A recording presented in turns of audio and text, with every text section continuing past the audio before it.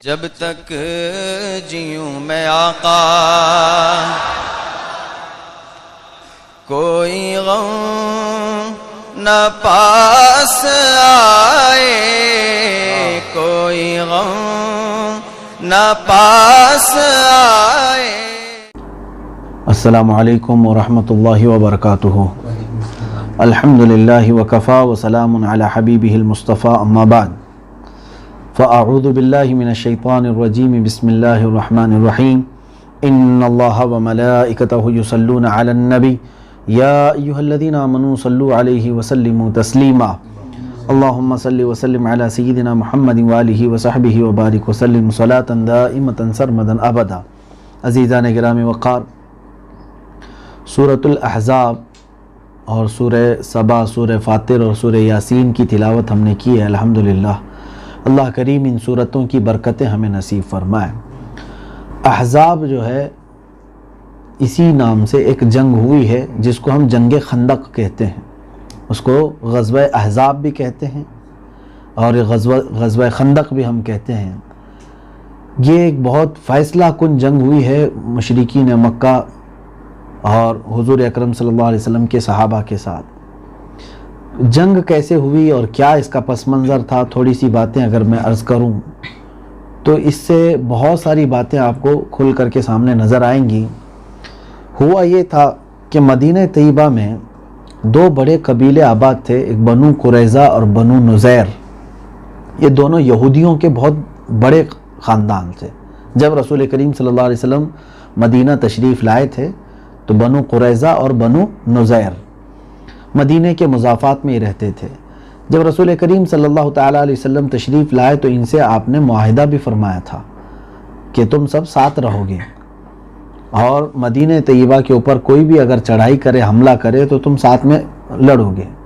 تمہارے متعلق بھی اگر کوئی باہر کا کوئی بھی دشمن آئے تو ہم تمہارے ساتھ کھڑے رہیں گے۔ یہ ملکی مفادات یعنی شہر کی حفاظت کے طور پر معاہدہ ہوا تھا۔ اب اس معاہدے کے بعد دن آئے گئے، اس کے بعد جنگ بدر ہوئی، اس میں اللہ تعالیٰ نے بہترین فتح 2 ہجری کو ہوئی تھی۔ اللہ تبارک و تعالیٰ نے رسول کریم صلی اللہ علیہ وسلم اور صحابہ کو روشن فتح عطا فرمائی۔ اس جنگ بدر کا بدلہ لینے کے لیے دوسری جنگ ہوئی تھی جنگ احد۔ پھر مشرکین مکہ سب پورے لوگوں کو جمع کر کے اکٹھا کر کے احد آئے تھے۔ کافی کئی ہزار لوگ اس میں شامل تھے۔ جب احد کے میدان میں یہ فیصلہ کن لڑائی ہوئی تھی تو شروع کے حالات تو یہ تھے کہ اللہ کے حبیب صلی اللہ علیہ وسلم اور صحابہ کو فتح مل چکی تھی، کفار مکہ سب میدان چھوڑ کر بھاگ چکے تھے، لیکن ایک ایسی خطا ہو گئی تھی صحابہ اکرام جن صحابہ کو رسول کریم صلی اللہ علیہ وسلم نے ایک چھوٹی سی پہاڑی پر تیر دے کر انہیں کھڑا کیا تھا اور فرمایا تھا اس پہاڑ کی چوٹی سے تم نیچے اس وقت تک نہ آنا جب تک میں حکم نہ دے دوں۔ جنگ ختم ہونے سے پہلے ہی ان 50 تیر انداز صحابہ میں سے 40 اتر کے آ گئے۔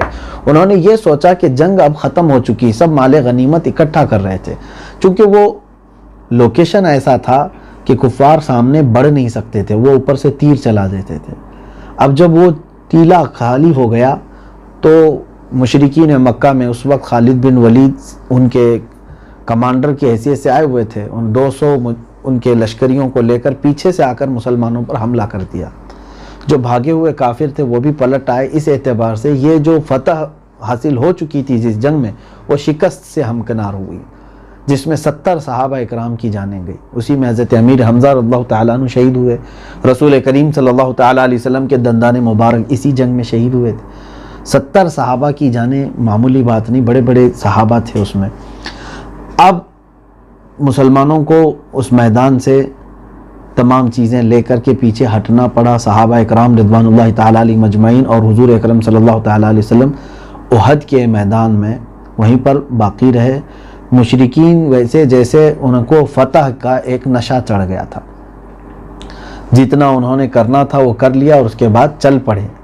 اللہ کے حبیب صلی اللہ علیہ وسلم مدینے آئے تو اب سنیے کہ کیا حالات ہوئے۔ مجھے یہ تفصیل سے اس لیے بتانا پڑ رہا ہے کہ جنگ احزاب جو ہے غزوہ خندق کیوں ہوئی تھی، کہ تھوڑا سا شروع سے پتہ چلے گا تو آپ کو ایک ربط باقی رہے گا۔ حضور اکرم صلی اللہ تعالیٰ علیہ وسلم مدینہ تشریف لائے، کئی گھروں میں لاشیں تھیں، کس کے بھائی، کس کے باپ، کس کے شوہر وہ وصال کر چکے ہیں، شہداء مدینہ طیبہ کے، اور بہت سارے مسلمان اس میں زخمی بھی تھے، بہت زخمی تھے کئی، اور پھر مال بھی ان لوگوں نے لوٹا بھی تھا۔ رسول کریم صلی اللہ تعالیٰ علیہ وسلم نے فوراً سے پیشتر جو سب سے پہلا وہاں پر فیصلہ لیا وہ کیا؟ اللہ کے حبیب صلی اللہ علیہ وسلم محسوس کر رہے تھے کہ یہ مشرکین بھاگ تو گئے یہاں سے میدان سے، اتنوں کو قتل کیا، شہید کیا، لیکن یہ نشہ میں چور ہوں گے، فتح کا ان کو نشہ چڑھا ہوگا، بیچ راستے میں جا کر ہو سکتا ہے کہ یہ پلٹ کر پھر مدینے پہ حملہ کر دیں، کیونکہ ابھی ہم اپنے زخموں کی مرہم پٹی کر رہے ہوں گے، اور ہم اس وقت یعنی ہمارا اندازہ نہ ہو، اچانک وہ آ کر کے بے علمی میں ہمارے اوپر حملہ نہ کر دیں۔ دوسرے ہی دن میرے آقا صلی اللہ علیہ وسلم نے 600 نوجوان صحابہ کو لے کر، جانثاروں کو لے کر نکل پڑے۔ ایک دن پہلے احد ہوئی، حضور اکرم صلی اللہ علیہ وسلم کے دندان مبارک شہید ہوئے ہیں، دوسرے دن میرے آقا 600 نوجوانوں کو لے کر نکل پڑے۔ اور جب مدینہ طیبہ سے باہر کافی لمبا سفر آپ نے طے کیا تو ایک مخبر، اس وقت مخبر ہوتے تھے، خبریں لا کر کے پہنچا دیا کرتے تھے، مخبر نے بتایا کہ ابو سفیان تقریباً 2600 لوگوں کو لے کر مقام روحا پر، مدینے سے وہ تقریباً 160 کلومیٹر کے فاصلے پر ہے، روحا کے مقام پر وہ فروکش ہو چکا ہے اور مدینے پر حملہ کرنے کا پلان بنا رہا ہے۔ اس وقت 2500 لوگوں کو میرے آقا صلی اللہ تعالیٰ علیہ وسلم نے جو محسوس کیا وہ بالکل بروقت تھا۔ پھر اس کے بعد اللہ کے نبی صلی اللہ علیہ وسلم نے فرمایا بڑھو، آگے بڑھو۔ ایک منزل آپ آگے بڑھے تھے کہ مخبر نے آ کر خبر دی کہ ابو سفیان نے ارادہ کینسل کر دیا، اس کو خبر ہو گئی ہے کہ آپ اس کا تعاقب کر رہے ہیں، پیچھے آ رہے ہیں۔ اس کی ہمت نہیں ہو سکی، حالانکہ 600 لوگ تھے اور وہ 2500 لوگ تھے۔ وہ ڈر کر کے کہا کہ جتنا بچا ہے، جو کچھ بھی ہے، یہی لے کر کے چلو مکہ واپس، ابھی مدینے پر حملہ کرنے کی طاقت اب ہم میں نہیں ہے، چلتے ہیں جا کر کے دیکھیں۔ یہ ہوا، رسول کریم صلی اللہ تعالیٰ علیہ وسلم واپس تشریف لائے۔ اب دیکھیں دشمنی کی آگ کہاں کہاں پھیلی ہوئی تھی۔ ایک تو مشرکین مکہ جل رہے تھے، کڑ رہے تھے حضور اکرم صلی اللہ تعالیٰ علیہ وسلم کی فتوحات سے اور مسلمانوں کی کثرت سے جو بڑھتے جا رہے ہیں۔ نجد سے بنو غطفان ایک قبیلہ ہے، وہ لوگ حضور اکرم صلی اللہ علیہ وسلم پر چڑھائی کرنے کے لیے وہ لوگ تقریباً 500 یا 600 لوگوں کو لے کر نکل چکے تھے۔ حضور اکرم صلی اللہ علیہ وسلم نے ان کو روکنے کے لیے بھی اپنے صحابہ کی ایک جماعت بھیجی، پھر ان کا بھی خاتمہ کر کے ان کو واپس کر دیا گیا۔ کئی جنگیں چھوٹی ہوئی جس کو سریہ کہتے ہیں، یعنی حضور جس میں خود نہیں گئے صلی اللہ علیہ وسلم، صحابہ کو بھیجے، اس کو سریہ کہتے ہیں، اور جس میں میرے آقا صلی اللہ علیہ وسلم خود تشریف لے گئے اس کو غزوہ کہتے ہیں۔ اب ہوا یہ کہ مدینہ طیبہ واپس تشریف لانے کے بعد جو بنو نذیر، میں جو بتایا نا یہودیوں کے 2 قبیلے تھے، بنو نذیر جو تھے اس میں انہوں نے عہد شکنی کر دی، وعدہ توڑ دیا، معاہدہ توڑا، اللہ کے نبی صلی اللہ تعالیٰ علیہ وسلم کے ساتھ جو انہوں نے ایگریمنٹ کیا تھا اس کو توڑ دیا۔ حضور صلی اللہ علیہ وسلم نے کہلوا بھیجا صحابہ اکرام کی ایک جماعت کو کہ جاؤ ان سے کہو کہ یا تو اس معاہدے پر قائم رہو یا تو تم مدینہ چھوڑ کر فوراً نکل جاؤ، ہم مدینے میں تم کو برداشت نہیں کر سکیں گے۔ صحابہ آئے اور ان کو خبر دی، تو اس وقت وہ لوگ ڈرے تو تھے کہ محمد کی طاقت بڑھ چکی ہے صلی اللہ علیہ وسلم، لیکن ایک منافق تھا مدینے میں، عبداللہ بن ابی، اس نے جا کر کے ان لوگوں کو چڑھایا، کہا کہ مت ماننا محمد صلی اللہ علیہ وسلم کی بات، حالانکہ وہ حضور کے پیچھے نماز پڑھتا تھا، مسجد میں ہی رہتا تھا، حضور کے آس پاس ہی رہتا۔ اس نے جا کر کے ان کو بھڑکایا کہ ماننا مت، میں تمہاری مدد کے لیے 2000 لوگوں کو لے کر کے آؤں گا اگر محمد نے تم پر چڑھائی کر بھی دیا، اور قریش کو بھی بلاؤں گا مکہ سے، سب تمہاری مدد کے لیے آئیں گے، تم یہاں سے مدینے سے بھاگنا مت۔ حضور پاک صلی اللہ علیہ وسلم نے ان کو 10 دن کا ٹائم دیا، جب انہوں نے انکار کیا 10 دن کا ٹائم دیا کہ نکل جاؤ یا تو پھر ہم تمہارے اوپر حملہ کریں گے۔ 10 دن میں ان لوگوں نے نہ نکلنے کا عزم کر لیا۔ اللہ کے رسول صلی اللہ تعالیٰ علیہ وسلم نے اپنے صحابہ کی ایک جماعت لے کر بنو نذیر تشریف لے آئے۔ آنے کے بعد ہوا یہ کہ وہ منافق جو 2000 لانے کا وعدہ کیا تھا سب ختم ہو گئے، بس اب کوئی نہیں آیا، نہ قریش آیا نہ وہ آیا، وہ ڈر گئے بنو نذیر۔ اب جب حضور صلی اللہ علیہ وسلم اور صحابہ نے ان کا محاصرہ کیا تو بنو نذیر آخر میں ہتھیار ڈال دیے اور کہا کہ ہمیں معاف کر دو، ہمیں چھوڑ دو، ہم مدینہ چھوڑ کر چلے جائیں گے۔ رسول کریم صلی اللہ تعالیٰ علیہ وسلم نے ان کو معاف کر دیا، یعنی یہ ہے کہ مدینہ چھوڑ کر کے تم چلے جاؤ، جو کچھ بھی تمہارے پاس ہے، ایک اونٹ پر 3 لوگ اپنا جتنا سامان آئے گا وہ لے کر چلے جائیں گے، باقی سارا یہیں چھوڑ دیں گے۔ پھر ان کا مال غنیمت جو بھی تھا وہ مسلمانوں کے حصے میں آیا، ان کے باغیچے وغیرہ جو بھی تھے۔ تو ایک قبیلہ ختم ہو گیا، کون سا؟ بنو نذیر۔ ذہن میں رکھیے، بنو نذیر جیسی یہاں سے نکلے، اب وہ جا کر کہاں پناہ لیں گے؟ خیبر میں گئے، وادی القریٰ ایک جگہ ہے، یمن چلے گئے، تتر بتر ہو گئے۔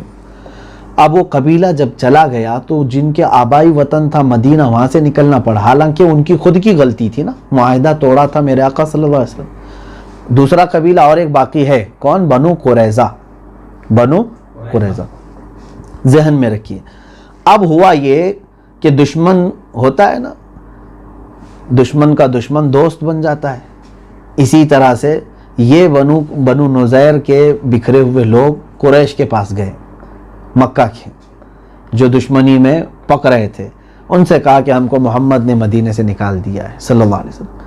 اور پھر انہوں نے بھی یہ کہا کہ اب ہماری بھی بس کی بات نہیں ہے کہ صرف اہل مکہ محمد کا مقابلہ کریں گے صلی اللہ علیہ وسلم، اب ہمیں بھی دوسروں کی ضرورت ہے۔ تو انہوں نے پورے عرب کے جگہ جگہ کے قبیلوں کو بلایا، پورے عرب کے اتنے قبیلے آئے کہ اس میں 10,000 سے زیادہ لوگ جمع ہو گئے، اور اس میں بنو غطفان نجد سے، اور پھر مکہ کے اور دیگر آس پاس کے مضافات کے، اور پھر یہ بنو نذیر کے، سب لوگ اس میں جمع ہو کر انہوں نے ایک بڑی طاقت بنائی اور اس طاقت کو لے کر مدینے پر حملہ آور ہوئے۔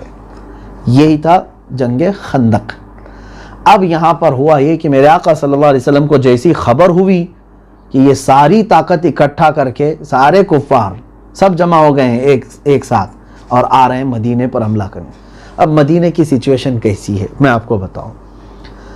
مدینہ طیبہ کی آبادی اتنے بڑے لشکر کا مقابلہ نہیں کر سکتی تھی، یعنی جتنی آبادی ہے اس سے کئی گنا زیادہ وہ لوگ لشکر لے کر آ رہے تھے۔ حضور اکرم صلی اللہ تعالیٰ علیہ وسلم نے پوچھا کہ اب کیا کیا جائے؟ تو حضرت سلمان فارسی رضی اللہ تعالیٰ عنہ جو ایران کے رہنے والے تھے، انہوں نے ایرانی جنگوں کو دیکھا تھا، عرب والے اس طرح کی جنگ نہیں لڑتے تھے، تو انہوں نے کہا کہ یا رسول اللہ صلی اللہ علیہ وسلم، میری جانب سے ایک مشورہ یہ ہے، مدینے کے تینوں اطراف، چاروں طرف سے اگر دیکھا جائے تو مدینے کے 3 طرف جو ہے ایک بڑی فوج کو داخل ہونے کا راستہ نہیں۔ ایک طرف جو ہے گھنے باغات ہیں، پوری فوج نہیں آ سکے گی، ایک طرف وہ لاوے کے پہاڑ ہیں جس میں لاوا نکلتا ہے، وہ اس طرف سے بھی پوری فوج نہیں آ پائے گی، اور ایک طرف جو ہے نالیاں وغیرہ ہیں۔ ایک ہی حصہ باقی رہتا ہے کوہ سلع، جہاں آج وہ جامع خندق مدینے میں دیکھے ہوں گے جو لوگ گئے ہیں۔ کہا کہ یہاں سے ایک بڑی فوج مدینہ طیبہ کے اندر داخل ہو سکتی ہے، یہی ایک ہے، کیوں نہ ہم اس راستے پر ایک بڑی خندق کھود دیں۔ خندق کیا ہے؟ ایک نالا کھود دیں، اتنا چوڑا ہو کہ کوئی تیز دوڑنے والا گھوڑا بھی چھلانگ لگا کر کے اس کو عبور نہ کر سکے، پار نہ کر سکے۔ اللہ کے نبی صلی اللہ علیہ وسلم کو یہ مشورہ پسند آیا، اور صرف 6 دن کے اندر وہ خندق کھودی گئی، جس میں میرے آقا صلی اللہ علیہ وسلم خود بھی بنفس نفیس تشریف فرما تھے۔ یہ مدینے کے باہر، کیوں باہر کھودی جا رہی تھی؟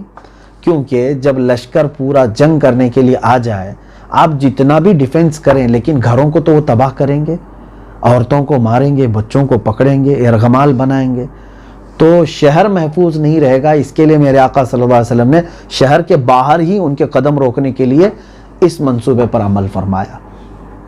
یہ عربوں کو معلوم نہیں تھا کہ خندق کھود کر کے بھی جنگ ہوتی ہے، یہ ایران میں ہوتا تھا۔ اب ہوا یہ کہ اس خندق کو کھودنے میں سارے صحابہ نے خوب محنت کی، بہت محنت کی، اور وہاں پر میرے آقا صلی اللہ علیہ وسلم کے کئی معجزے پیش آئے تھے۔ اس خندق کو کھودنے کے وقت ایک بڑا پتھر سامنے آ گیا، کسی سے نہیں ٹوٹ رہا تھا۔ رسول کریم صلی اللہ علیہ وسلم نے اپنے ہاتھ میں کدال لی اور اس پر مارا تو ایک چنگاری اچھلی، آپ نے الحمدللہ کہا، پھر دوسری ضرب اس پر لگی تو پھر ایک آگ کی چنگاری اچھلی، آپ نے الحمدللہ کہا، تیسری مرتبہ میں وہ پتھر ٹوٹ گیا جو کسی سے ٹوٹ نہیں رہا تھا۔ اللہ کے حبیب صلی اللہ تعالیٰ علیہ وسلم نے فرمایا جب پہلی چنگاری روشن ہوئی تو میں نے عراق و شام سب کو فتح ہوتے ہوئے دیکھا ہے۔ دوسری چنگاری جب روشن ہوئی تو حضور اکرم صلی اللہ علیہ وسلم نے اسی طرح فرمایا کہ یمن وغیرہ دوسرے علاقوں کا نام کہ وہاں تک میں اسلام کو پہنچتا ہوا دیکھ رہا ہوں، اور ہوا بھی ہے کہ رسول کریم صلی اللہ تعالیٰ علیہ وسلم کی یہ بشارت صادق آئی۔ سیدنا عمر فاروق رضی اللہ تعالیٰ عنہ کی زمانے تک اسلام ان تمام جگہوں تک پہنچ چکا تھا جہاں کی بشارت میرے آقا نے زندگی میں دی تھی۔ جنگ خندق کے موقع پر اور بھی بہت سارے معجزے میرے آقا صلی اللہ علیہ وسلم کے دیکھنے کو ملے، جیسے حضرت جابر رضی اللہ تعالیٰ عنہ کے گھر جو دعوت ہوئی تھی، مشہور واقعہ آپ نے سنا ہوگا، وہ خندق کے موقع پر ہی ہے کہ آپ نے ایک بکری کا بچہ ذبح کیا اور صرف 3 لوگوں کو بلایا تھا، حضرت ابوبکر، حضرت عمر اور رسول کریم صلی اللہ علیہ وسلم۔ میرے آقا صلی اللہ علیہ وسلم نے 500 صحابہ کو لے کر ان کے ہاں چل دیے، اور روایت میں ہے کہ حضرت جابر سے کہا گیا تھا کہ تم جب کھانا بناؤ تو ہانڈی کو چولہے سے نہ اتارنا۔ میرے آقا صلی اللہ تعالیٰ علیہ وسلم جب گئے تو اپنے ہاتھ سے اس کو اٹھا، اپنا لعاب پاک اس میں رکھا، اور اس کے بعد کہا کہ 10-10 لوگوں کو کھلاتے جاؤ۔ حضرت جابر فرماتے ہیں کہ پورے لشکر 500 لوگوں نے کھا لیا، پھر بھی میرے ہانڈی میں آدھا کھانا باقی رہا۔ یہ جنگ خندق کے موقع پر۔ اب سنیے، خندق کھود دی گئی، یہ سخت ٹھنڈیوں کے دن تھے، وہ سارے دشمن جمع ہو گئے، آ کر کے انہوں نے دیکھا تو ان کی آنکھیں پھٹی رہ گئی، یہ کیسی خندق کھودی ہوئی ہے، عبور کرنے کے لیے راستہ ہی نہیں ہے، مدینے کی دوسرے جانب سے جائیں گے وہ خود مصیبت میں پڑ جائیں گے۔ اب حضور اکرم صلی اللہ علیہ وسلم سارے صحابہ کو لے کر خندق کے اس طرف ہیں۔ دوسری بات، مدینہ طیبہ کے اندر کیا ہوئی، ساری عورتوں کو اور بچوں کو حضور صلی اللہ تعالیٰ علیہ وسلم نے ایک نگراں مقرر کر کے، حضرت حسان بن ثابت رضی اللہ تعالیٰ عنہ بھی تھے اس میں، بنو قریظہ جو وہاں پر موجود تھے، ان کے محلے بنو قریظہ کے آس پاس ساری عورتوں کو جمع کر کے وہاں چھوڑ دیا۔ سارے فوجی باہر ہیں، عورتیں بچے سب وہاں پر ہیں، اور بنو قریظہ یہ کون ہے؟ یہ بھی یہودیوں کا قبیلہ، لیکن انہوں نے حضور صلی اللہ علیہ وسلم سے معاہدہ کر رکھا تھا کہ کوئی بھی مدینے پر حملہ آور ہو تو ہم تمہارے ساتھ رہیں گے، اتنا ذہن میں رہے۔ اب یہ سارے مشرکین سب اس طرف جب آئے، ان کو حیرت ہو گئی کہ یہ خندق کھودی گئی، اب کیسے ہوگا؟ اب اس کے بعد ہوا یہ کہ جنگ شروع ہی نہیں ہو سکتی تھی، وہ ادھر ہیں یہ ادھر ہیں۔ انہوں نے چال چلنا شروع کیا۔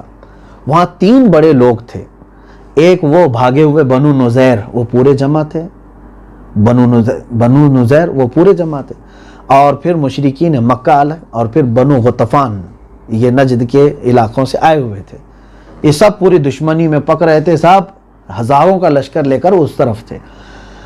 اب یہاں پر ہوا یہ کہ حضور اکرم صلی اللہ تعالیٰ علیہ وسلم نے یہ خندق کھودنے کے بعد ان کے لیے اتنا مشکل ہو گیا کہ تقریباً 20 دن محاصرے ایسے ہی چلے گئے ٹھنڈیوں میں، سخت جاڑے کے، اور وہی وہ پڑے رہ گئے۔ اب خوراک کی بھی تو کمی ہوگی، جتنے دن پڑے رہیں گے، اور یہ تو مدینے والے ہیں، مدینے میں رہنے والے، اور ان کے پاس کھانے پینے کی ساری چیزیں تھیں۔ ان ظالموں نے کیا کیا، بنو نذیر جو بھاگے ہوئے تھے، انہوں نے ایک کمزوری دیکھی مسلمانوں کی، وہ یہ تھی کہ عورتوں اور بچوں وغیرہ کے ڈیفنس کے لیے زیادہ فوج کو حضور صلی اللہ علیہ وسلم نے وہاں نہیں رکھا تھا۔ کیوں؟ کیونکہ وہاں جن کے ساتھ ایگریمنٹ ہے بنو قریظہ وہی لوگ ہیں، تو ان سے کوئی لڑائی کا اندیشہ نہیں تھا، تو وہاں صحابہ نہیں تھے۔ تو ان ظالموں نے کیا کیا، اپنا ایک قاصد بھیج کر کے ان کو توڑ لینا چاہا، ان کا معاہدہ توڑنے کے لیے ان کو راغب کیا۔ وہ آئے بنو قریظہ کے پاس، آ کر کے اس میں سے ایک شخص آیا بنو نذیر کا، آ کر کے کہا کہ دیکھو تم یہ محمد صلی اللہ علیہ وسلم کے ساتھ جو ایگریمنٹ کیے ہوئے ہو توڑ دو اس کو، اور ہمارے ساتھ آ کے مل جاؤ۔ ان لوگوں نے کہا ایسا کیسے ہوگا؟ تو اس نے ان کو یقین میں لیا، ہمارے پاس ہزاروں کا لشکر ہے اور محمد صلی اللہ علیہ وسلم کے پاس مٹھی بھر جماعت ہے، دیکھو اگر ہم چڑھائی کر دیے تو بعد میں تم بھی ان کے سپورٹر ہو، پھر ہم تم کو بھی ماریں گے، مدینے پر حملہ اور قبضہ ہمارا پکا سمجھ لو، میں تمہارا بھائی ہوں اس لیے تم کو سمجھانے آیا ہوں۔ کیونکہ وہ بھی یہودی تھا، یہ بھی یہودی تھے۔ حی بن اخطب نام تھا وہ جو شخص آیا تھا بنو قریظہ کو سمجھانے کے لیے۔ آپ سمجھ میں آ رہی نا بات؟ بنو قریظہ والوں نے پہلے منع کیا، بعد میں انہوں نے مان لیا، کہا کہ ٹھیک ہے۔ آپ دیکھیں کتنا بڑا خطرہ آ گیا، پورے مدینے کی عورتیں بچے سب وہاں پر ہیں، بنو قریظہ کے آس پاس ہیں، اور وہ معاہدات توڑ چکے تھے۔ اب حضور صلی اللہ تعالیٰ علیہ وسلم کے مقابلے کے لیے وہ تلواریں بنانا شروع کر چکے تھے، تلواریں بھالے سب جمع کر رہے ہیں۔ ادھر دشمن ہیں سامنے، اور مدینہ طیبہ میں عورتوں اور بچوں کے اوپر ایک نئے دشمن اور تیار۔ اب فوج میں جو تھے حضور صلی اللہ علیہ وسلم کے صحابہ میں، جب آپ خندق کھود کر اس طرف تھے، اس میں بھی کئی منافقین تھے جو چھپے ہوئے تھے۔ جب ان کو خبر ہو گئی کہ بنو قریظہ نے معاہدہ توڑ دیا تو اب بہانے بازی کرنے لگے، ارے ہماری تو عورتیں خطرے میں ہیں، تم جانو جنگ، ہم اپنے عورتوں کو بچانے کے لیے جا رہے ہیں۔ ایک ایک کر کے اس میں سے پاس ہونا شروع ہو گئے، کس میں سے؟ حضور صلی اللہ علیہ وسلم کی صفوں میں سے نکلنا شروع۔ یہ سب واقعہ سورۃ الاحزاب میں موجود ہے۔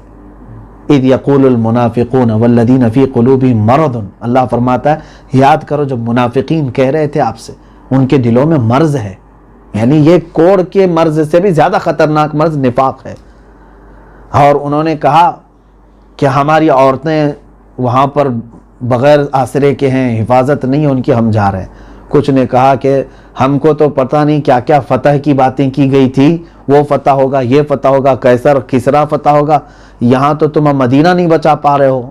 ایسے ایسے تانے مار مار کر کے نکلنے لگے۔ اب جو حضور کے مخلص صحابہ تھے، جو سچے جانثار تھے، بس وہی باقی رہ گئے۔ اب دیکھیں تین طرف سے دشمنی ہے، ایک صفوں میں موجود غدار وہ نکل گئے، وہ حقیقت میں مسلمان تھے ہی نہیں، وہ مال غنیمت کے لیے آتے تھے، اللہ کی رضا کے لیے نہیں آتے تھے۔ اور ایک طرف مدینے میں وہ یہودی ایگریمنٹ توڑ چکے تھے، عورتوں اور بچوں پر وہ بھی خطرہ ہو گیا تھا، اور ادھر 10,000 سے زیادہ کا بڑا لشکر سامنے ہے۔ کیا کریں؟ اللہ کے حبیب صلی اللہ تعالیٰ علیہ وسلم نے دعا کی اللہ رب العزت کی بارگاہ میں کہ اے مولا تو ہماری کوئی مدد نازل فرما۔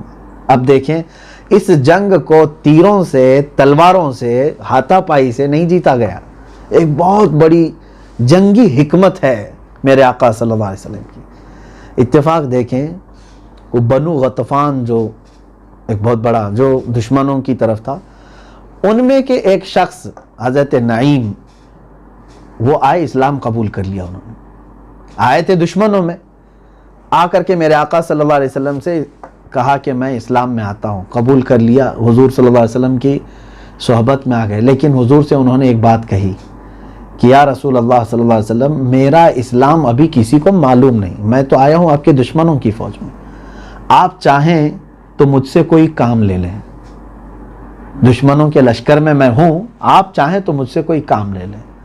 رسول کریم صلی اللہ علیہ وسلم نے فرمایا نعیم، میں نے کوشش کی بنو غطفان کو کہ صلح کر کے وہ مدینے چلے جائیں۔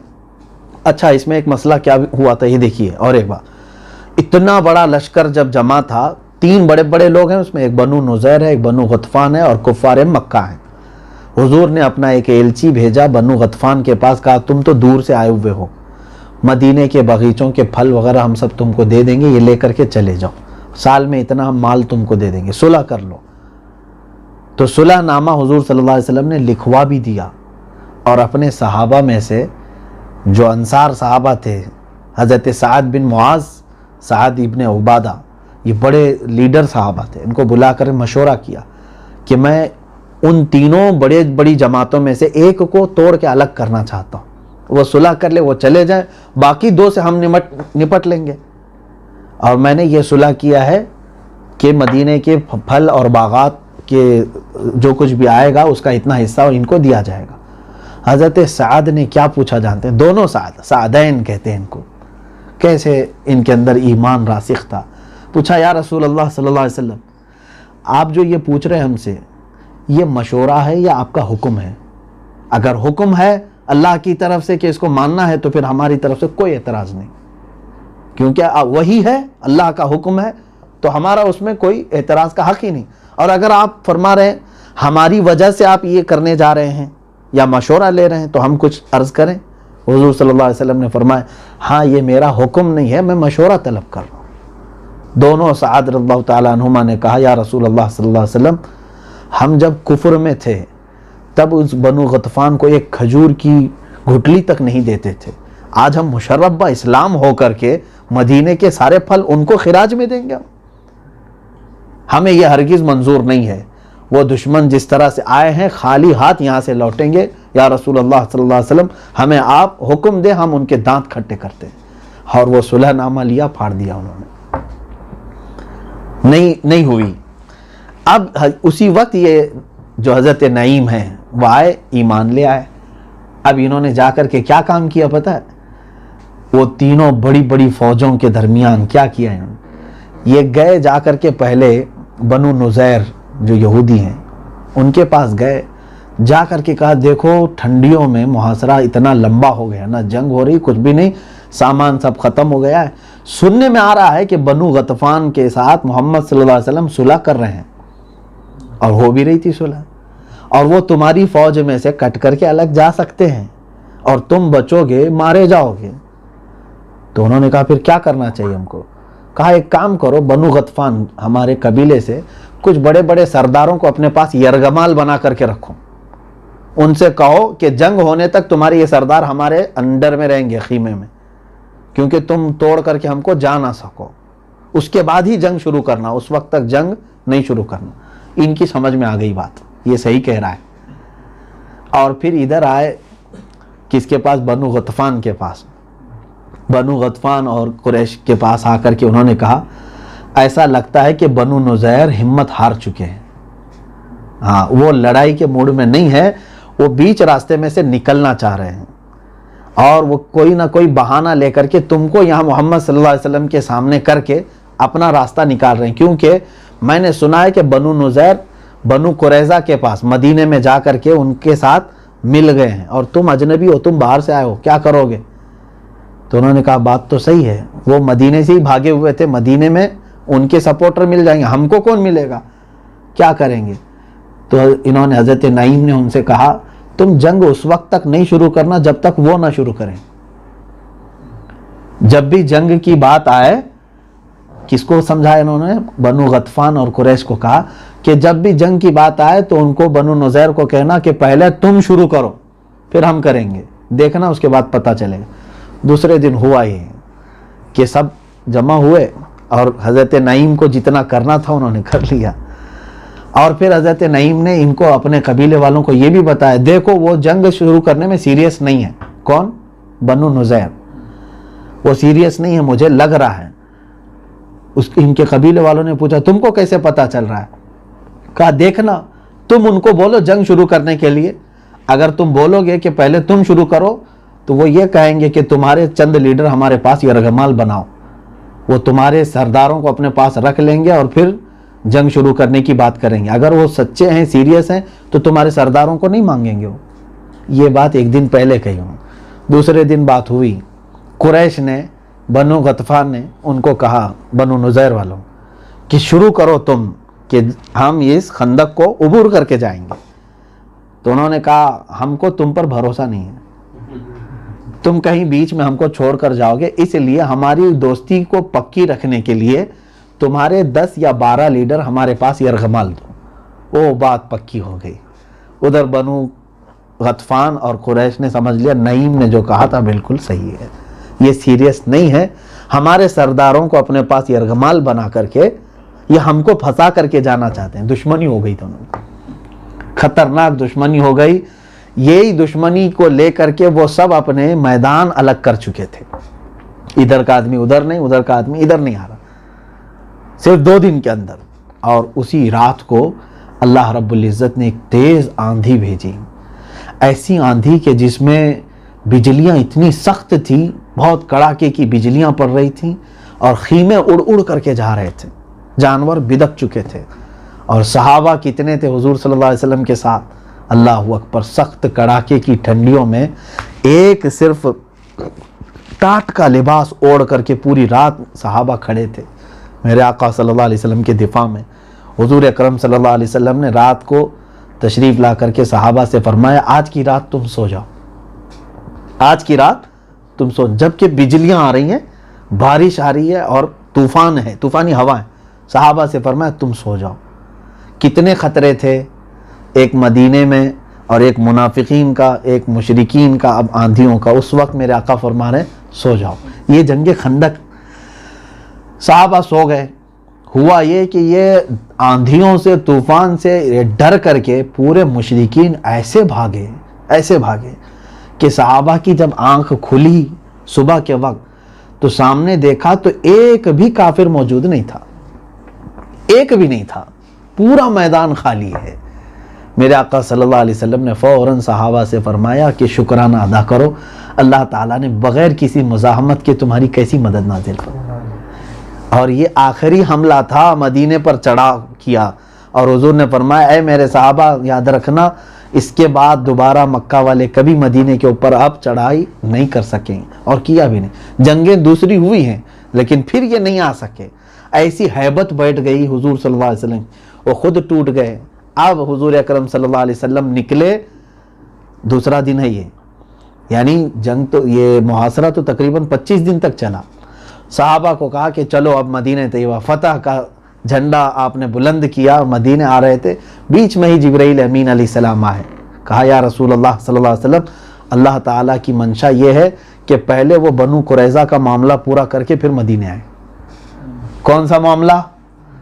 جنہوں نے ابھی معاہدہ عین جنگ کے وقت توڑا تھا نا. رسول کریم صلی اللہ علیہ وسلم نے حضرت علی کو سپہ سالار بنا کر بھیجا اور خود پیچھے سے چل پڑے. جب وہاں گئے تو ظاہر سی بات ہے مدینے کی عورتیں، بچے سب خطرے میں تھی ان کے. حضور اکرم صلی اللہ تعالیٰ علیہ وسلم کے صحابہ پہلے جا کر کے پوچھتے ہیں کہ حقیقت میں انہوں نے معاہدہ توڑا ہے. تو گئے تو وہ حضور کی شان میں گندی گالیاں دے رہے تھے. تو حضرت علی نے کہا اب تو تمہارا پورا مکمل ہو چکا ہے، یعنی پورا گھڑا بھر چکا تھا. حضور اکرم صلی اللہ علیہ وسلم تشریف لائے اور پھر پورے بنو قریظہ کو محاصرہ کر لیا. محاصرہ کرنے کے بعد ان سے کہا کہ تم اپنے ہتھیار ڈال دو، اور تم عہد شکنی کر چکے ہو. 2 ہفتے تک وہ بھی محاصرہ چلا. اس کے بعد وہ بھی عاجز آ گئے. انہوں نے کہا ہم کو بھی جانے دے دیا جائے، ہم کو بھی. جیسے بنو نذیر کو حضور صلی اللہ علیہ وسلم نے حضرت سعد ابن معاذ کو، جو مدینے میں انصار صحابی تھے، پہلے چونکہ وہ بھی یہودیوں کے قبیلے میں تھے، ان کو حکم بنایا. وہ کس کی خواہش پر؟ بنو قریظہ نے کیا کہا، محمد صلی اللہ علیہ وسلم آپ نہیں، دوسرے نہیں، سعد ابن معاذ چونکہ ہمارے پرانے دوستوں میں سے ہے، ان کو آپ حکم بنائیں ہمارے اوپر، وہ جو فیصلہ کریں گے ہم اس کو مان کر چلے جائیں گے. حضرت سعد بن معاذ چونکہ ان کے پہلے دوست رہے، کس کے؟ بنو قریظہ کے. تو سب نے یہ کہا تھا کہ نرمی کرنا تھوڑا سا ان کے ساتھ. اور حضرت سعد بن معاذ وہ ہیں جو صلح نامہ پھاڑ کے آئے ہیں ابھی، جو حضور صلی اللہ علیہ وسلم کے پاس وہاں موجود تھے. کہا کہ اچھے کے پاس تم نے یہ عریضہ لگایا ہے. حضور صلی اللہ علیہ وسلم نے ان کو آگے بھیجا. ان کے سامنے پہلے کے وہ جو بنو نذیر تھے انہوں نے کیا کیا دیکھا نہیں، ان کو ایسی جانے دیا تو جا کے پورے مشرکین کا سب جتھا جمع کر کے لا کے مدینے پر چڑھائی کیے تھے. یہی تو کیا انہوں نے. تو حضرت سعد ابن معاذ نے کہا میرا فیصلہ سنو، ان کی جتنی عورتیں ہیں وہ سب کو جو ہے یہ غلام بنا دیا جائے گا، اور جتنے جوان ہیں ان کو قتل کر دیا جائے گا، اور جو بوڑھے ہیں ان کو جلا وطن کر دیا جائے گا، اور کوئی ایک پائی بھی یہاں سے لے کر کے نہیں جائے گا. اتنا سخت آرڈر آ گیا. شاید میرے آقا صلی اللہ علیہ وسلم کے پاس حکم ہوتا تو میرے آقا وہ بھی معاف کر کے ان کو بھیجتے، لیکن ان کی خود کی خواہش تھی کہ سعد ابن معاذ یہ فیصلہ کریں. انہوں نے فیصلہ کیا. اس کے بعد اسی طرح سے ان کا خاتمہ ہوا. میرے عزیزو، اس دن اور آج کا دن اتنے سال ہو گئے، یہود سے میرے آقا صلی اللہ علیہ وسلم نے مدینے کو پاک کر دیا. آج تک یہودی دوبارہ وہاں نہیں جا سکے. وہ اپنی چالوں کی وجہ سے مدینے سے نکالے گئے، کیونکہ دھوکہ ان کی فطرت میں ہے، سرشت میں ہے، ان کی عادتوں میں سے ہے. آج بھی یہ جلے بھونے ہوئے ہیں. جن کو تاریخ معلوم ہے یہودی جانتے ہیں اچھی طرح سے. اور وہ آج بھی، میں نے پچھلے سال دیکھا تھا انگلینڈ میں لندن کی سڑکوں پر بینر لے کر کے کچھ لوگ باہر نکلے ہوئے تھے کہ لاسٹ ہماری شکست تھی خیبر، اب اس کے بعد ہم نہیں مانیں گے. یعنی خیبر سے وہاں لاسٹ ان کو بھگایا گیا تھا، مدینے سے خیبر، خیبر سے پھر باہر. تو آج یہ چاہتے ہیں کہ ہم واپس اس جگہ تک چلے جائیں جہاں سے ہم لوگ آئے، مدینے تک. خیبر اور مدینے کو واپس ہم حاصل کرنا چاہتے ہیں. یہ ان کے خواب ہیں. اللہ تبارک و تعالیٰ ان کے خوابوں کو اسی طرح سے ان کی تدبیر کو تدمیر بنا دے گا، ہلاک فرمائے گا۔ تو یہ جنگ احزاب کا ایک نقشہ تھا اور اسی کے نام سے پوری سورہ احزاب ہے۔ اس میں اللہ تعالیٰ نے اپنے حبیب صلی اللہ علیہ وسلم کی کیسی مدد نازل فرمائے۔ ایک چیز میں آپ سے عرض کرنا چاہتا ہوں کہ اچھے اور برے کی پہچان حادثوں کے وقت ہوتی ہے۔ اچھے اور برے کی پہچان مصیبتوں کے وقت، سختیوں کے وقت ہوتی ہے۔ اپنے دوست کو پہچاننا ہو تو سختیوں کے وقت میں پہچانو کہ اگر وہ تمہارے ساتھ کھڑا ہے، سیریس ہے وہ، اور مصیبتوں کے وقت چھوڑ کر اپنا راستہ لے لیا، سمجھ لو کہ وہ مفاد پرست تھا، وہ تمہارے سے دوستی نہیں کیا تھا بلکہ تمہارے پیسے سے یا تمہارے نام سے دوستی کر رہا تھا۔ مدینہ طیبہ میں یہی ہوا۔ جو میرے آقا صلی اللہ تعالیٰ علیہ وسلم کے مال غنیمت اور فتوحات سے دوستی کر رہے تھے، وہ تو وہاں پر جنگ میں بھاگ چکے تھے، اور اس کے بعد جو صرف اور صرف رضائے الہی کے لیے لڑتے تھے وہ صحابہ جمع ہوئے رہے تھے، حضور اکرم صلی اللہ تعالیٰ علیہ وسلم کے ساتھ ویسی رہے۔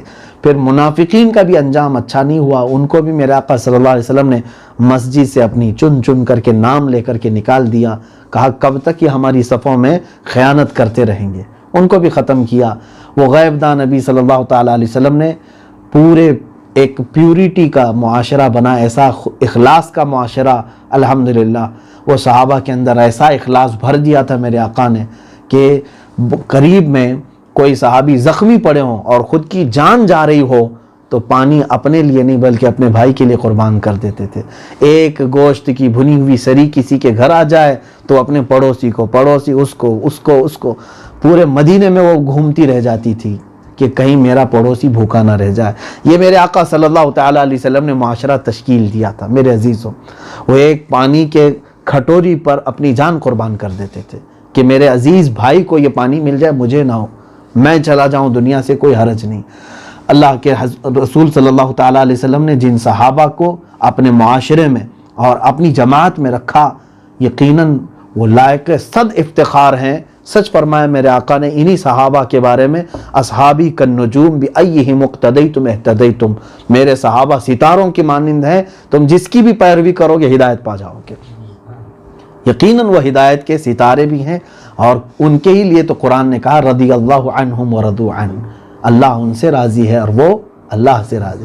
کیسے نہتے ہوتے، سامان جنگ نہیں، کوئی کھانے پینے کی چیزیں نہیں ہیں، کپڑے نہیں ہیں، چپل نہیں ہیں، اس کے باوجود بھی میرے آقا صلی اللہ علیہ وسلم کی صف سے 1 انچ بھی پیچھے نہیں ہٹتے تھے جب تک میرے آقا کا حکم نہ آ جائے۔ اللہ تبارک و تعالیٰ ان صحابہ کی جماعت میں ہمارا حشر فرمائے، ان کی محبت میں جینے مرنے کی توفیق عطا فرمائے۔ سورۃ الاحزاب میں بہت کچھ مجھے عرض کرنا تھا، صرف میں نے جنگ خندق کی باتیں عرض کی۔ انہی میں آیت آئی ہے ما کان محمد ابا احد من رجالکم ولکن رسول اللہ وخاتم النبیین، محمد تم میں سے تمہارے مردوں میں سے کسی کے باپ نہیں بلکہ وہ اللہ کے رسول ہیں اور خاتم النبیین ہیں۔ کیونکہ یہ ایک واقعہ ہے، حضرت زید حضور صلی اللہ علیہ وسلم کے منہ بولے بیٹے تھے، ان کی شادی حضرت زینب سے ہوئی تھی، حضور صلی اللہ علیہ وسلم کی پھوپھیری بہن بھی ہوتی ہیں، تو حضرت زینب اور زید کا نہیں بن پا رہا تھا، تو حضرت زید رضی اللہ تعالیٰ عنہ حضور کے کون ہیں؟ منہ بولے بیٹے، سگے بیٹے نہیں، منہ بولے بیٹے۔ انہوں نے طلاق دے دیا حضرت زینب کو، عدت کے بعد حضور صلی اللہ علیہ وسلم نے حضرت زینب سے نکاح کر لیا، تو منافقین نے یہ بات پھیلائی کہ محمد صلی اللہ علیہ وسلم نے اپنی بہو سے نکاح کر لیا، اپنی بہو سے، کیونکہ حضرت زید کون تھے؟ منہ بولے بیٹے، حضرت زینب کیا ہوئی؟ بہو۔ تو اس طرح سے انہوں نے پروپیگنڈا پھیلایا، تو اللہ تعالیٰ نے آیت نازل فرمائی منہ بولا بیٹا حقیقی بیٹے کی طرح نہیں ہوتا، اور محمد صلی اللہ علیہ وسلم کسی بھی تم میں سے مرد کے باپ ہیں ہی نہیں، ان کے جو بچے تھے 3 صاحبزادے ہوئے اور تینوں بچپن میں انتقال کر چکے، تو منہ بولے بیٹے کے احکام الگ ہیں اور سگے بیٹے کے احکام الگ ہیں۔ اسی میں آیت آئی ہے اسی سورہ میں ان اللہ وملائکتہ یصلون علی النبی یا ایھا الذین آمنوا صلوا علیہ وسلموا تسلیما، بے شک اللہ اور اس کے ملائکہ اپنے نبی پر درود بھیجتے ہیں، اے ایمان والو تم بھی خوب خوب درود اور سلام بھیجو۔ درود اور سلام کس طرح سے بھیجیں اس کا کچھ بھی آیت میں نہیں، بیٹھ کر کے بھیجو، کھڑے ہو کر کے بھیجو، سو کر کے بھیجو، اردو میں بھیجو، عربی میں بھیجو، انگلش میں بھیجو، کوئی قید نہیں ہے، جس طرح سے بھی تم بھیجو گے اللہ تعالیٰ اپنے حبیب تک ہمارے درودوں کو پہنچائے گا۔ حضور صلی اللہ علیہ وسلم کی بارگاہ میں سلام پڑھنے کو جن لوگوں نے اعتراض کیا ان کے لیے یہی آیت کافی ہے. کوئی کہتے ہیں کیوں کھڑے ہو کر سلام پیش کرتے ہو؟ تم پوچھو ان سے کہ کہاں اللہ نے فرمایا کہ بیٹھ کر کے پڑھو، کہاں اللہ نے فرمایا کہ سو کے پڑھو. آیت مطلق ہے، تم جس انداز میں بھی پڑھو گے میرے نبی تک وہ درود پہنچتا. درود کی بہت بڑی برکت ہے میرے عزیزوں. جس نے کثرت سے میرے آقا پر دنیا میں درود بھیجا اس کے فضائل تو یہ ہیں. میرے آقا صلی اللہ علیہ وسلم نے فرمایا قیامت کے دن وہ سب سے زیادہ مجھ سے قریب رہے گا. دوسری حدیث میں ہے میں اس سے خود اپنے ہاتھوں سے مصافحہ کروں گا. یہ درود کی کثرت کرنے والے اور اللہ کے حبیب صلی اللہ تعالیٰ علیہ وسلم کی شفاعت اسے نصیب ہوگی. اللہ کریم ہم سب کو محبت رسول میں جینے مرنے کی توفیق عطا فرمائے. قیامت کے دن میرے آقا صلی اللہ علیہ وسلم کی شفاعت نصیب فرمائے. وآخر دعوانا ان الحمدللہ رب العالمین. السلام علیکم. کچھ سوالات ہیں، اس کے جوابات حاضر ہیں. سوال یہ آیا ہے شب قدر کی فضیلت کیا ہے؟ قرآن پاک سے ثابت ہے. سورہ قدر اگر آپ پڑھیں گے تو ہی پتہ چل جائے گا. اللہ تعالیٰ نے فرمایا لیلۃ القدر خیر من الف شہر، یعنی یہ قدر کی رات جو ہے لیلۃ القدر جو ہے یہ 1000 مہینوں سے افضل ہے.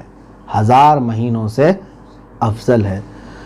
تو اس کے متعلق احادیث کریمہ بھی ہیں کہ جس نے شب قدر پا لیا اللہ تبارک و تعالیٰ کی بارگاہ میں جو مانگے گا اسے وہ اللہ عطا کرے گا. اس کی مغفرت ہو جائے گی، اس دن بخشے جائیں گے. شب قدر کو لاکھوں کی تعداد میں جہنم سے لوگ آزاد کیے جاتے ہیں. مانگنے والا اس دن مانگے اور اللہ تعالیٰ کی بارگاہ میں اس کی مانگ پہنچ گئی، اس کا نام آ گیا تو سمجھ لے کہ وہ جہنم سے آزاد ہونے والوں میں لکھ دیا جائے گا.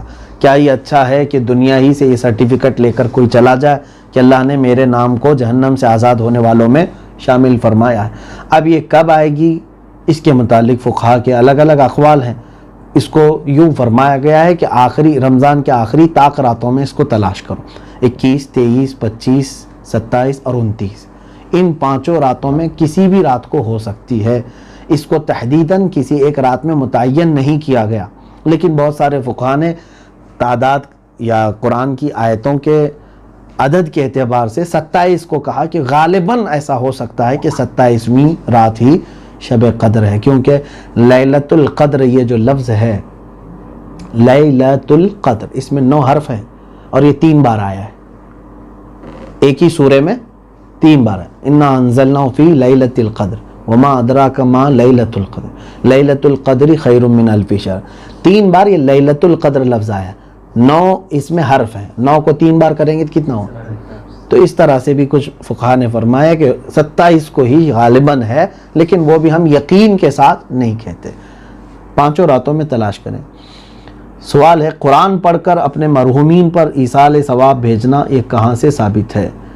میرے عزیزو، قرآن پاک پڑھ کر اپنے مرحومین کو ایصال کرنا احادیث کریمہ سے بھی ہے، کیونکہ اللہ کے حبیب صلی اللہ تعالیٰ علیہ وسلم کے پاس صحابہ اس طرح کی باتیں لے کر کے آئے ہیں. یہ تفسیری عنوان ہے کہ نیکیاں پہنچتی ہیں یا نہیں پہنچتی.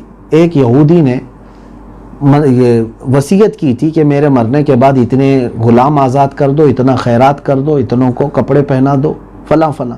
ایک صحابی نے پوچھا کہ کیا اس کے مرنے کے بعد یہ سب کام کریں گے تو یہ نیکیاں اس کو ملیں گی؟ حضور اکرم صلی اللہ علیہ وسلم نے فرمایا لو کان مؤمنا لنفعہ بہ، اگر وہ مومن ہوتا تو ضرور اس کو فائدہ ملتا. پتہ یہ چلا کہ جو مومن ہوگا قبر میں باہر کی ہوئی نیکیاں اگر اس کو پہنچاتے ہیں تو پہنچتی ہیں.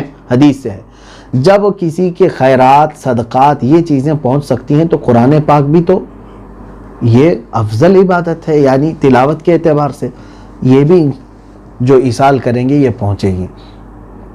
رمضان میں شیطان قید ہے تو ہمیں پتہ چلا کہ ہمارا اصلی دشمن نفس ہے، تو اس نفس سے ہم کیسے لڑیں؟ نفس سے آپ کو خود کو مجاہدہ کرنا ہے. جب تک آپ خود کوشش نہیں کریں گے ایسا نہیں ہے کہ کوئی آپ کے لیے بچانے والا کوئی موجود. ہاں بس یہ ہے کہ اللہ جس پر رحم کرے فضل کرے وہ یقیناً بچے گا، لیکن آپ کو کہا گیا ہے کہ تم نفس کی مخالفت کرو. اب وہ ظاہر سی بات ہے آپ یہ سوال کر رہے ہیں مجھ سے کہ ہم کیسے بچیں، تو صرف یہاں کچھ لوگ یہ سوچتے ہیں کہ کچھ وظیفے ہیں یہ پڑھتے رہنے سے بچ جائیں گے. خالی وظیفوں سے ہی ساری چیزیں نہیں ہوتی، عملی میدان میں آپ کو اترنا پڑتا ہے. آپ کھیت میں بیٹھے ہیں، گدھا کھیت چر رہا ہے، آپ سبحان اللہ سبحان اللہ سبحان اللہ کرتے رہیں، گدھا بھاگے گا، وہ پورا کھیت میں ہلچل مچائے گا، آپ کو ڈنڈا اٹھانا پڑے گا، اس کو مارنا پڑے گا اور وہ نکلے گا۔ اسی طرح سے کچھ وظیفے ٹھیک ہے یہ اثر دکھائیں گے، لیکن ساتھ ہی اپنے نفس کی مخالفت میں بھی کچھ کرنا پڑے گا آپ کو۔ کچھ چیزیں ایسی ہیں جن خواہشات کو آپ کو ترک کرنا پڑے گا، تب جا کر کے آپ اپنے نفس کو کنٹرول کر سکیں گے۔ سوال یہ ہے کیا ایک مسجد میں ایک ہی جائے نماز پر 2 بار تراویح کی نماز پڑھی جا سکتی ہے؟ ہاں پڑھی جا سکتی ہے، اگر جگہ کی قلت ہے کہ ایک جماعت میں سارے لوگ شریک نہیں ہو پاتے تو دوسری جماعت قائم کرنے میں کوئی حرج نہیں ہے۔ بینک سے انٹرسٹ ملتا ہے تو اس کا کیا کرنا چاہیے؟ ہندوستان میں ہمارے فقہاء کرام نے فرمایا ہے کہ بینکوں سے جو زائد انٹرسٹ ملتا ہے وہ مال مباح ہے، اس کو لے کر کے آپ استعمال کر سکتے ہیں، یا خیرات کرنا چاہیں خیرات کر سکتے ہیں، کوئی فلاحی کام کرنا چاہیں اس بھی کر سکتے ہیں، لیکن اس کو وہاں پر نہ چھوڑیں، اس کو لے لیں، کیونکہ وہ آپ کی رقم جب وہاں چھوڑی جاتی ہے تو پھر وہ ان کاموں میں استعمال ہوتی ہے جس سے آپ کا دین اور اسلام راضی نہیں ہے۔ ایسے کاموں میں وہ بینکوں میں ہمارے انٹرسٹ کے پیسے جو رکھے یوز ہو جاتے ہیں، اس لیے بہتر ہے کہ آپ اس مال کو لیں، وہ مباح ہے آپ کے لیے۔ مباح کا مطلب نہ ثواب ہے نہ عذاب ہے۔ کیا باپ کی دوسری بیوی پہلی بیوی کے بچوں کے لیے محرم ہوگی؟ ہاں محرم ہے۔ اپنے باپ کی جو بھی منکوحہ ہے وہ ہمارے لیے ماں کا درجہ رکھتی ہے، وہ ہمارے لیے محرم ہے، غیر محرم نہیں ہے۔ محرم یعنی اس پر ہمیشہ کے لیے حرام ہے۔ ایک سوال یہ ہے کہ کیا غوث اعظم رضی اللہ تعالیٰ عنہ اور خواجہ غریب نواز رحمۃ اللہ علیہ ایک ہی زمانے کے ہیں، ایک ہی سلسلے کے ہیں؟ ان دونوں کی کبھی ظاہری ملاقات ہوئی ہے؟ اس سلسلے میں پہلی بات تو یہ سمجھ لیں کہ زمانہ جو ہے وہی رہا ہے۔ میں حضرت سرکار غوث پاک رضی اللہ تعالیٰ عنہ کے عیسوی سن کے اعتبار سے 1166 میں آپ کا وصال بتایا گیا ہے، 1166 عیسوی 1166، اور سرکار غوث پاک حضرت خواجہ غریب نواز رضی اللہ تعالیٰ عنہ تقریباً آپ سے 20 سال قبل پیدا ہوئے، یعنی آپ کے وصال سے 20 سال پہلے 1141 یا 46 کے آس پاس آپ کی ولادت ہوئی ہے۔ کس کی؟ حضرت خواجہ غریب نواز، یعنی غوث پاک رضی اللہ تعالیٰ عنہ کے عمر کا 20 سالہ حصہ غریب نواز کی زندگی میں آیا ہے، اور آپ کا انتقال تو 1236 عیسوی میں ہوا غریب نواز کا۔ غوث پاک کے انتقال کے بھی کافی سال بعد تک بھی آپ بحیات رہے، لیکن مسئلہ یہاں پر یہ ہے کہ دونوں کی ظاہری ملاقات ہے، اس کے بارے میں تحقیق کی ضرورت ہے۔ بعض کتابوں میں ملتا ہے کہ آپ بغداد کے سفر سے جب تشریف لا رہے تھے سرکار غریب نواز رضی اللہ تعالیٰ عنہ، غوث پاک سے آپ کی ملاقات ہوئی تھی۔ بہرحال واللہ اعلم بالصواب، اس کی تحقیق کی ضرورت ہے، لیکن زمانہ اسی کا وہی ہے۔ اب سلسلے کے متعلق پوچھا گیا ہے تو سلسلے میں جو ہے نسب کے اعتبار سے حضرت خواجہ غریب نواز رضی اللہ تعالیٰ عنہ کا نسب جو ہے وہ اوپر جا کر کے حضرت غوث پاک رضی اللہ تعالیٰ عنہ کی ماں کے نسب میں مل جاتا ہے۔ غوث پاک رضی اللہ تعالیٰ عنہ کی ماں کا جو نسب ہے اوپر جا کر، اور حضرت خواجہ غریب نواز رضی اللہ تعالیٰ عنہ کے والد کا جو نسب ہے وہ دونوں سیم ہو کر مل جاتا ہے۔ تو نسب میں، سلسلے نسب میں دونوں ایک ہی ہیں، دونوں سادات ہیں، حسنی حسینی سادات وہ بھی ہیں، حسنی حسینی سادات غریب نواز بھی ہیں۔ اب طریقت کے جو سلسلے کی بات ہے وہ سلسلے قادریہ میں غوث پاک رضی اللہ تعالیٰ عنہ کا جو سلسلہ مشہور ہے وہ سلسلہ قادریہ ہے۔ حضرت سلطان الہند غریب نواز رضی اللہ تعالیٰ عنہ کا جو سلسلہ مشہور ہے وہ سلسلہ چشتیہ ہے، لیکن سلسلے میں فرق کوئی ایسا نہیں ہوتا کہ زمین آسمان کا فرق ہو، معمولات کچھ ذکر و اذکار طور طریقے الگ الگ ہو سکتے ہیں، مشائخ الگ ہو سکتے ہیں، باقی منزل سب کی وہی ہے جو میرے آقا صلی اللہ علیہ وسلم تک پہنچنا ہے۔ واللہ اعلم بالصواب، وما علینا الا البلاغ المبین۔ السلام علیکم۔